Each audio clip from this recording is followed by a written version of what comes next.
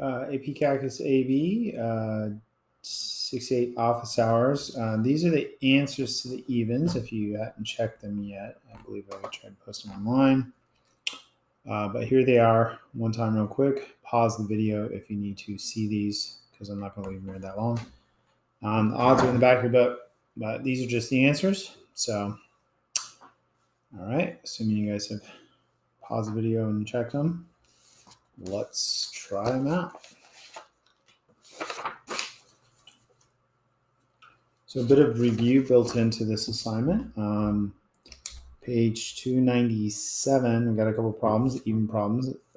These ones find intervals of increasing, decreasing, concave up, concave down, inflection points. So 24 is f of x equals x e to the x squared. So we're going to take the derivative, and we've got to do product rule. X times e to the x squared. Chain rule says you got to take the derivative what's inside, which is going to be 2x to the first, plus e to the x squared times derivative of x is 1. And we're going to set that equal to 0 undefined. I think we could start factoring it right now.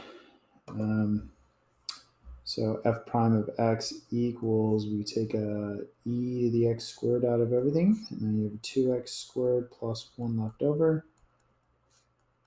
And now this one, if you were to solve for the x squared equals -1/2, square root of both sides, plus or minus, x equals plus or minus I, square root of 1/2. So we're not going to use those. This can't be equal to 0. It's just not possible to raise e to anything to equal 0.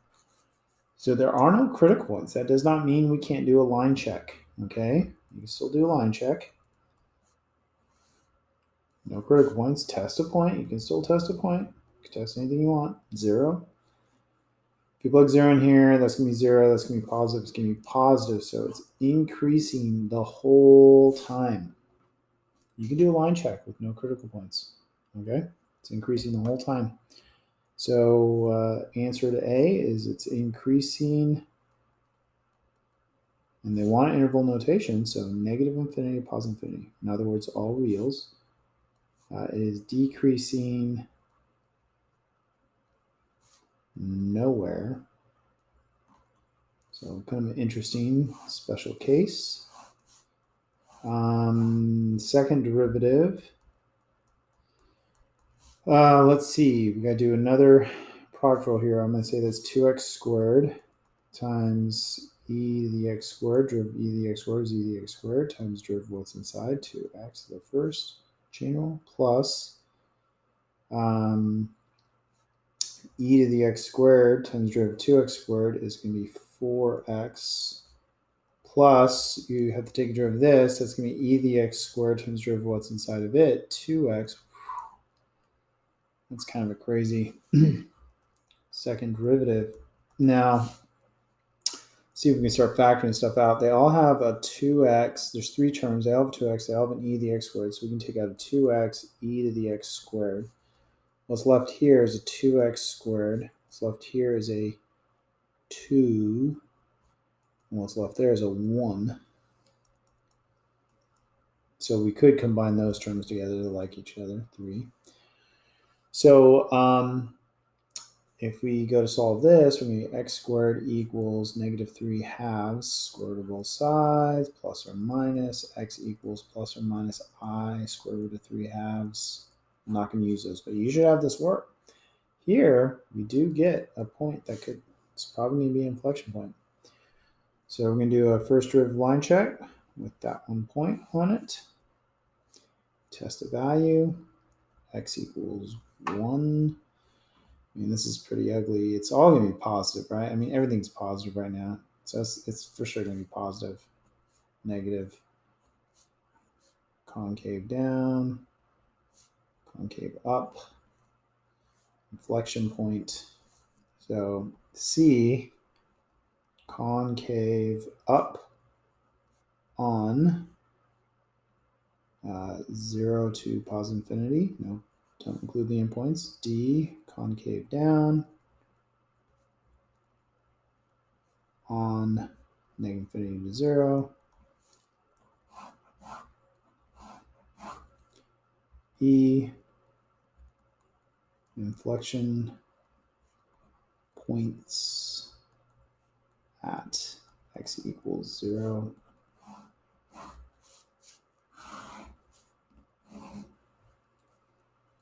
So hopefully you guys are getting good at all that kind of work. It's tedious. You got to be careful not to make little mistakes. I mean, that was kind of a crazy derivative. Okay, 26. F of x equals x squared natural log of x. So we need to take the derivative. We're going to have to do a product rule here. So it's going to be x squared times derivative of natural log of x is 1 over x plus natural log of x times derivative of x squared is 2x. We could rewrite this as x plus 2x natural log of x. I'm going to set this equal to 0 undefined. So we could factor it. GCF, we can take x out of everything.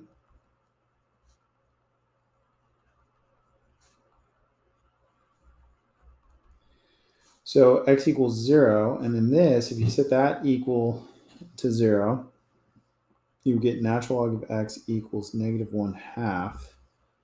And you can't put negatives in natural logs, but you can get negatives out. And remember the graph of this looks like this, right?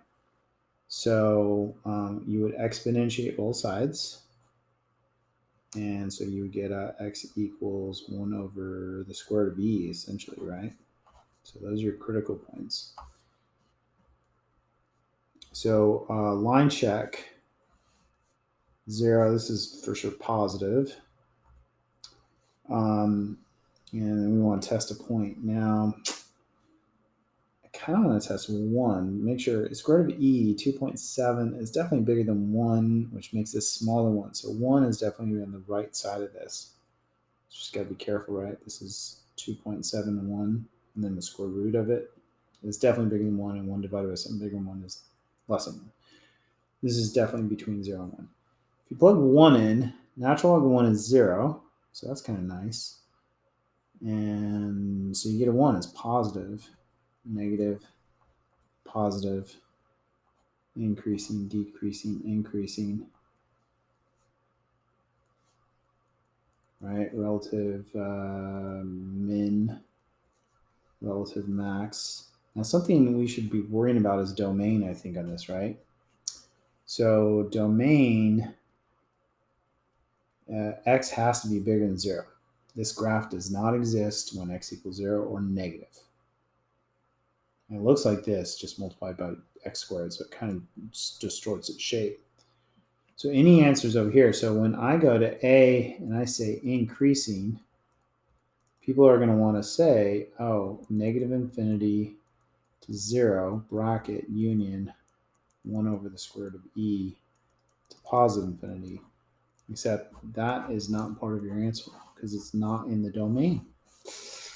Watch out. Right? So domain. Now, I wouldn't worry about domain until after I've done all the work because you might get points that are in the domain that might affect your work. Decreasing. Now, decreasing, we would usually say 0 to 1 including, right? But 0 itself is not, 0 to 1 over square root of e. 0 itself is not in the domain, so we have to this time put a parenthesis. So usually we include the endpoints. Usually it's brackets for increasing, decreasing, but in this problem, it doesn't make sense because 0 is not part of even a possible answer. Second derivative, derivative of x is 1 plus, we're going to have to do a little product rule again. 2x times the derivative of natural log of x is 1 over x plus natural log of x times derivative of 2x is 2. And so then we could clean this up. This is going to be 2 plus 2 natural log of x equals 0 undefined.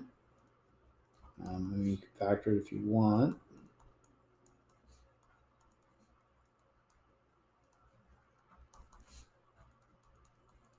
So if you set this to 0, that'd be natural log of x equals 1. So you could exponentiate both sides.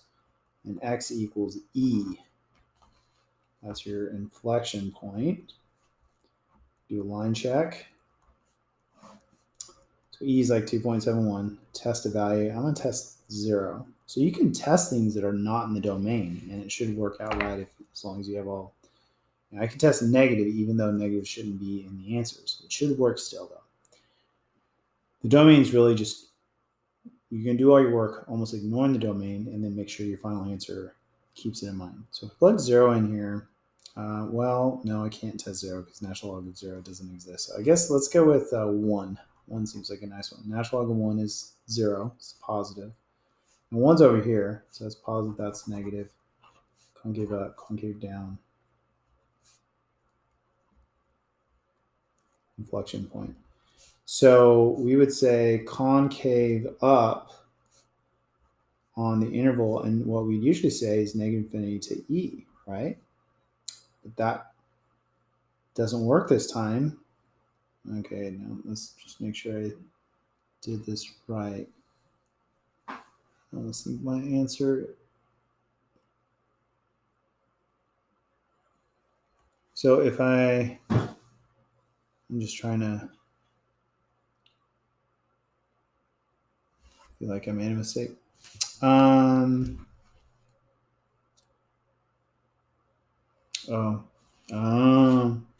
This should be a 3, right?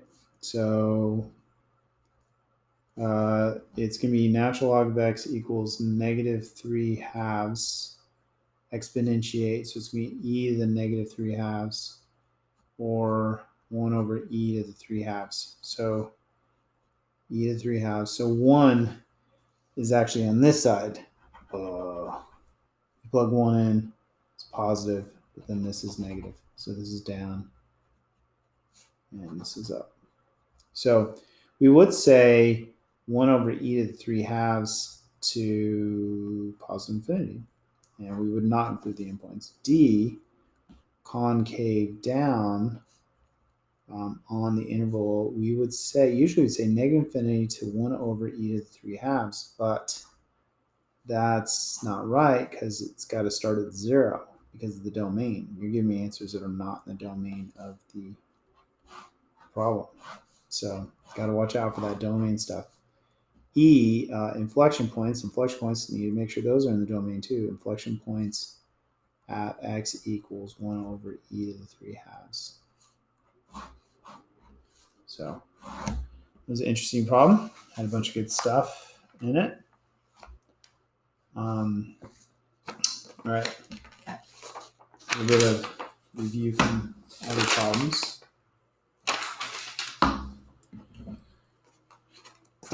All right.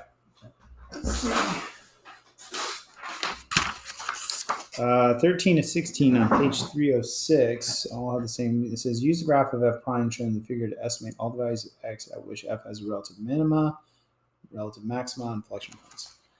So I'm going to sketch these graphs because that's the only thing you're using to determine these answers. So these are the graphs of the derivative, they said. So this one right here, it looks like it kind of goes like that. And this is the graph of the derivative. And so what I would do is I'd say, oh, well, okay, this right here, this is critical point because that's where this is the graph of f prime. So this is where f prime equals 0. That's a critical point. And this is where f prime is positive. So it's increasing. And here's where f prime is negative. So it's decreasing, which means if we're going up and then down, this is a relative max. It's a peak. Concavity, this whole thing is concave down because f double prime is negative. The slope of the slope is negative. So this whole thing is concave down. So it said to, on A, they want relative minima. So are there relative minima is the same as relative minimums, minima, nowhere. and B, relative maxima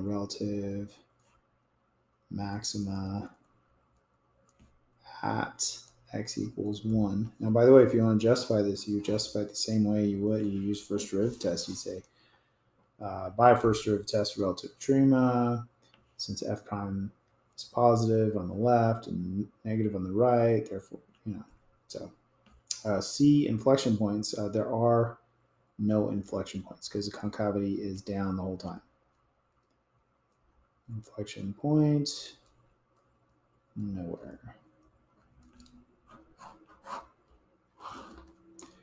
Okay, 14. I'm going to draw the graph real quick because you're going to want to draw all over the graph. I mean, that's how you're showing your work. Okay, and I don't want you to draw on my books.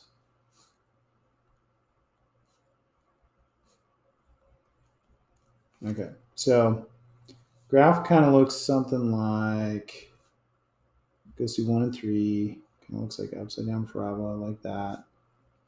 So what I would say, this is the graph of f prime. So I'd say, well, here f prime is positive, so it's increasing. Here f prime is negative because it's below the x-axis, decreasing. Here f prime is negative, so it's decreasing. This is critical point f prime is 0, critical point f prime is 0. If it's going down and then up, this is a relative min. Up and then down, this is relative max. Concavity is the second derivative, so that would be the slope of the slope. This is already a slope graph. So here f double prime is positive, concave up. Here f double prime is negative because the graph is going down, has negative slopes, so it's concave down, which makes this an inflection point. So I answered all the questions on the picture, but that's the way I would do it. So A, relative minima at x equals 1. B, relative maxima at x equals 3. C, inflection point at x equals 2. So we can get all that information from the derivative graph. Okay, remember, this is not the original graph. This is the graph of the derivative. Okay. 15. I'm going to sketch the graph because you're going to want to draw all over it. Because that's how you do it. So this one, 1, 2, 3, 4, 1, 2, 3, 4.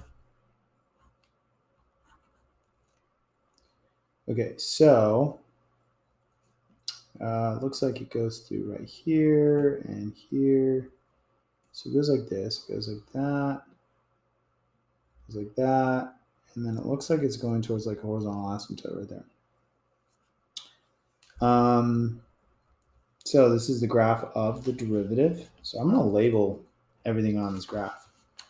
Say, all right, well, this is where f prime is positive, so that's increasing. This is where f prime is negative, so that's decreasing. For the rest of the way, f prime is positive, it's increasing. Here's a critical point. Here's a critical point. If it's going up and then down, this is a relative max, peak. If you're going down and then up, decreasing, then increasing, that's got to be a valley, relative min. Okay, concavity. Here, f double prime is negative, it's going down, so it's concave down for this whole chunk.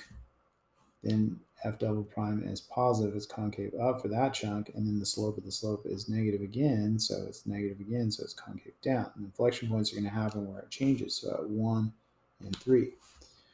So A, relative minima at x equals 2. B, relative maxima at x equals 0. And C, inflection points at x equals 1, down to up, 1, and 3.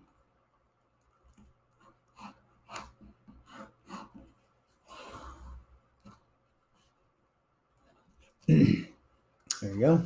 You get it all. 16, another one of these. You're going to have problems like this on your next test. And again, these should be quick problems. Just not doing a bunch of calculations or anything. But some people will not know how to get this information from it.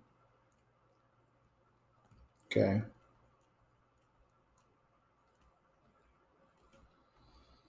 Okay, so this one looks like it hits there, and then here, and then here.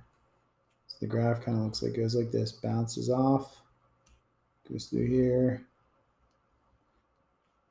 comes back down. Now, where's the peak? The peak kind of lines up right here. It should be right at 3. So this is the graph of the derivative. So first thing I'm going to do is just say, okay, well, these are all derivative values. So here, this is where they're negative. So we're decreasing. Here we're negative still. We're decreasing. Here f prime is positive, so we're increasing. Here f prime is negative, so we're decreasing. This is a critical point. This is a critical point. This is a critical point. So this is neither a relative max or min because it's going down and then flattens out and it's going down again. It's plateau. I'm going down and then up, down and then up. That's relative min. Valley. Going up and then down, up and then down. That's a relative max. Okay, concavity, it's here f double prime is positive concave up. And here to here, f double prime is negative. The slope is negative. It's concave down. And then here, f double prime is positive. It's concave up. And here, f double prime is negative. It's concave down. Because the slope of the slope, the second derivative, is the derivative of the first derivative. This is already first derivative value, so the slope of this graph is the second derivative. So a relative minima at x equals 1. B, relative maxima at x equals 5. I already have all my answers. I just got to write them down. Inflection points at x equals, so went up to down there. So at negative 1, and then down up here at 0, and up to down, and then at 3. So there's 3 inflection points. Negative 1, 0, and 3. There you go. All right. So learning how to read these derivative graphs. Let's see, we got a few more problems. 28. Now on these problems it says use any method to find the relative extrema. Relative extrema includes relative maxes and relative mins. I'm assuming we're going to do first derivative test just because that's a little quicker. Second derivative test is only if we can't do first derivative test, or I guess if you like to do an extra work. F prime of x equals 4x cubed plus 6x squared equal to 0 undefined. No matter first or second derivative test, you got to find critical points. Factor 2x squared out, you get 2x plus 3 left over. So x equals 0 and x equals negative 3 halves, but this one is going to bounce off the graph. Those are your critical points. So we're going to do a line check. So a negative 3 halves, 0, test a point, x equals 1, positive, stays positive, negative. Draw little arrows, decreasing, increasing, increasing, relative min, plateau. So we've done it. That's all we really need to do. So we, well, it did say find the relative extrema. So we need the y values, unfortunately. So we got to plug negative 3 halves back into the original function to get the y value, because that is the relative min. This is not looking pretty. So 3 times 3 is 9, times 3 is 27, times 3 is 81, positive 81 over 16, negative 2754 over 8. We could give these the least common denominator. So it's going to be negative, subtract 108. It's going to be negative 27 over 16. So that's your relative min value. So we could say a relative minimum is negative 27 over 16 at x equals negative 3 halves without justification. 32, same directions. So 32 was f of x equals 2x plus x to the 2/3. So this will make use of some of the stuff we were doing in the previous assignment. It's rational exponents. So this is going to be 2 plus 2/3 x to the negative 1/3. Now, any domain issues with this? Because the rational exponent, no, if the denominator of the rational exponent is an even number, that would be a square root or something, which would cause problems. There's no negative exponents originally. So I'm going to factor this. I mean, you could change this into a rational function with the negative exponent stuff, but I'm going to take a 2x to the negative 1/3, smallest exponent. So that's going to give you a positive, I mean, I don't know. It's going to give you positive x to the 1/3 plus 1/3. I mean, maybe I should have just solved it because I only had one variable. So x equals 0. This is going to be x equals 1 over 27 negative. So those are your critical points. I mean, that works. I mean, the other way to do it is to have changed this to 2 plus 2 over 3 cube root of x, and then give these least common denominators. Eventually get the same answer. Okay. So there we go. Line check.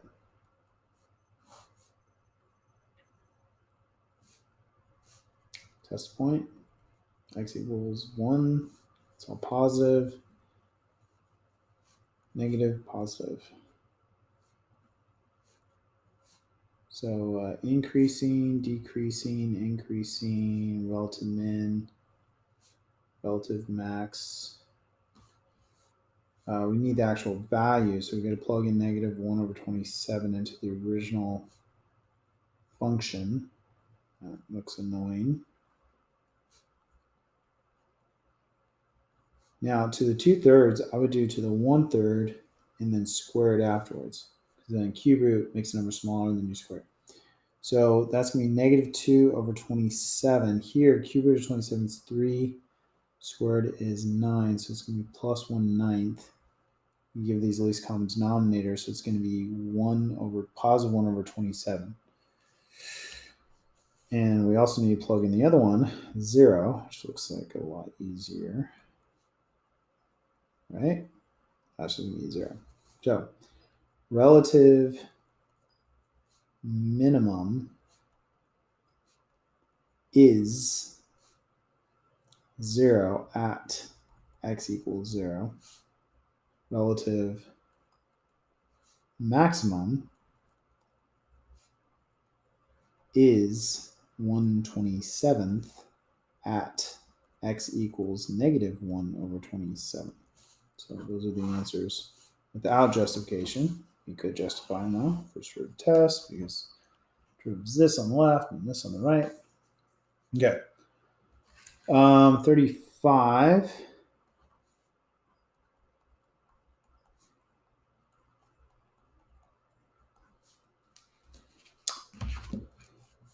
Domain should be worrying you, but 1 plus x squared is always positive. So domain is everything. All right. But I probably want to see that you actually thought about that because this is a problem that would give you issues. F prime of x equals 1 over what's inside times the derivative of what's inside. Chain rule.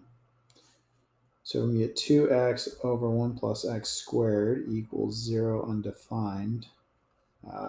0 is going to come from the top. Undefined is going to come from the bottom. But the bottom, if you set that equals 0 and solve, you get plus or minus I.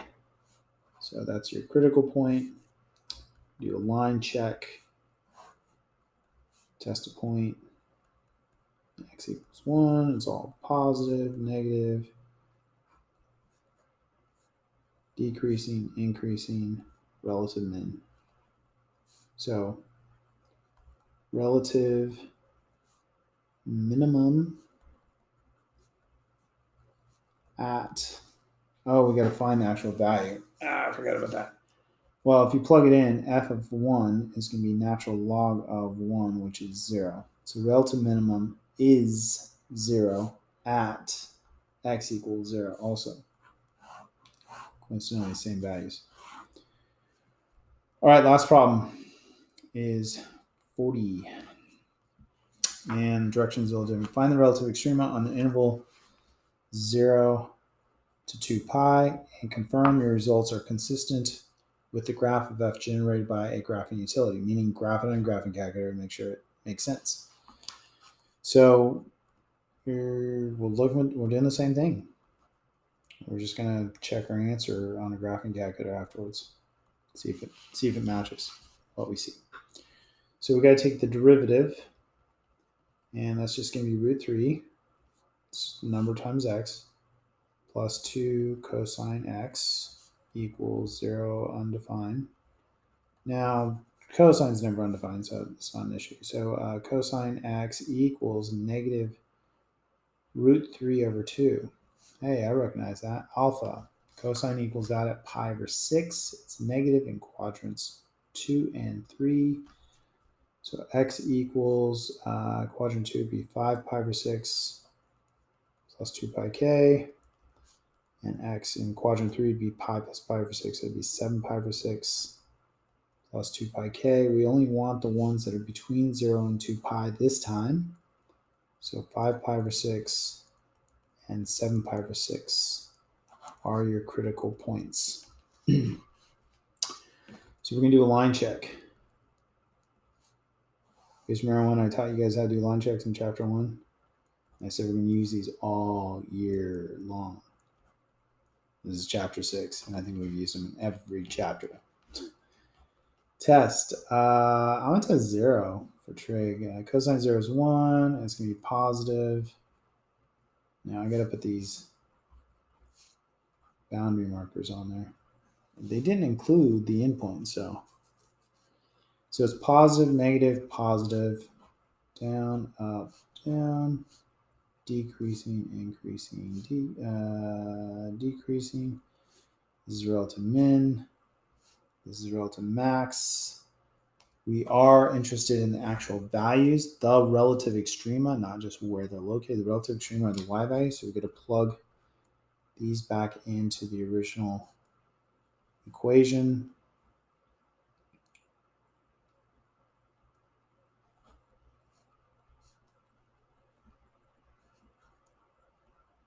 So, pretty ugly. Sine pi over 6, that's going to be 1/2 times 2 is 1. So that's one of your values. And then f at 7 pi over 6.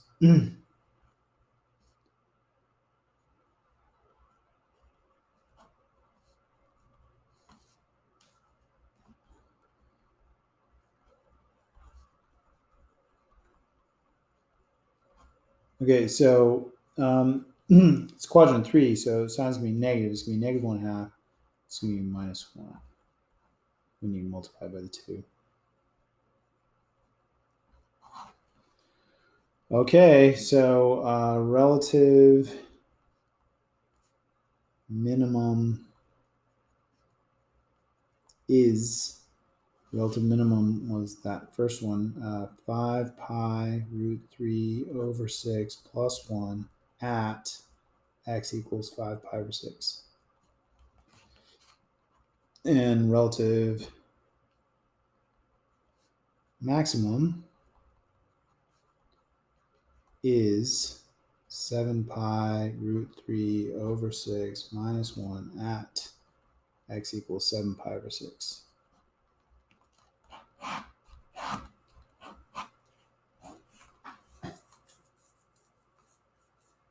Unless I got that backwards. I'm looking at my answer and it looks like it. Did I mess up my line check? If you plug 0 in, oh, look, positive, but I drew my line up, negative. Jeez. So increasing, decreasing, increasing. This is relative min. This is relative max. See if I can change it without doing too much stuff. All right, here we go. Now, this is one we're supposed to check on a graphing calculator.